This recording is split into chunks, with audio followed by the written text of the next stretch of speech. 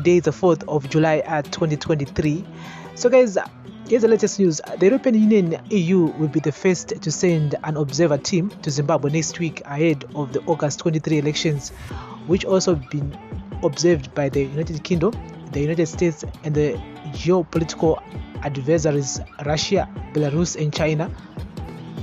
Jobs von Kichman of the EU meet with Zimbabwe's acting Foreign Affairs and International Trade Minister Amon Murira on Friday in Harare, and the two signed a memorandum of understanding ahead of the elections.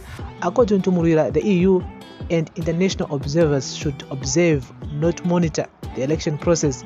In response, Kichman told the media that EU envoy would follow the EU Code of Conduct as well as Zimbabwean law. This election observation mission will follow Zimbabwean laws as well as the EU Code of Conduct. They will be strictly impartial, he said. He added, "This is a sign of commitment for Zimbabwe to hold credible, peaceful, and inclusive elections. This resonates with us and is the reason why we are deploying an election observer mission, because we would like to contribute to a more robust electoral environment." The EU team, like in other polls in Africa, we have 11 election experts arriving next week.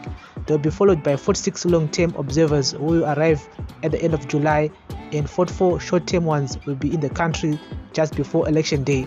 So far, 51 countries have been invited, as well as 17 international civil society organizations. There will also be representatives from selected political parties from Southern Africa.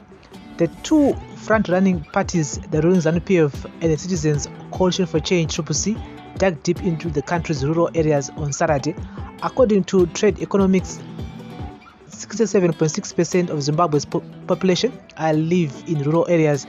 In the previous elections, ZANU-PF enjoyed a vast majority of support in rural communities, while urban centers have traditionally been a stronghold for the opposition. PF was in Matabeleland South's Bolelima on Saturday, where President Emmerson Mnangagwa accused the West of dividing Zimbabweans. "You in Europe, come and see how ZANU-PF is loved by our people. If you close your eyes, our noise and sound, our movement and walking, and our rhythm will wake you up," he said. "You wish us to be divided.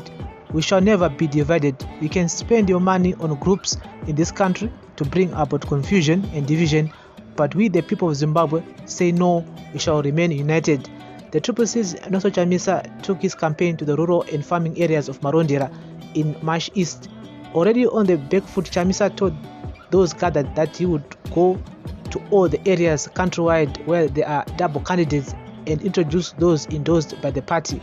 In numerous constituencies, CCC renegades filed their papers. In 2018, such split votes handed ZANU-PF victories.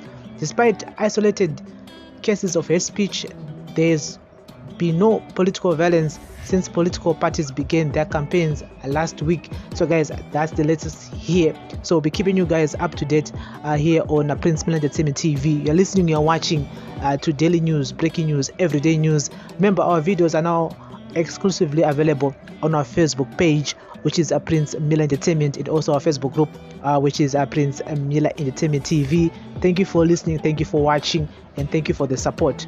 Bless up.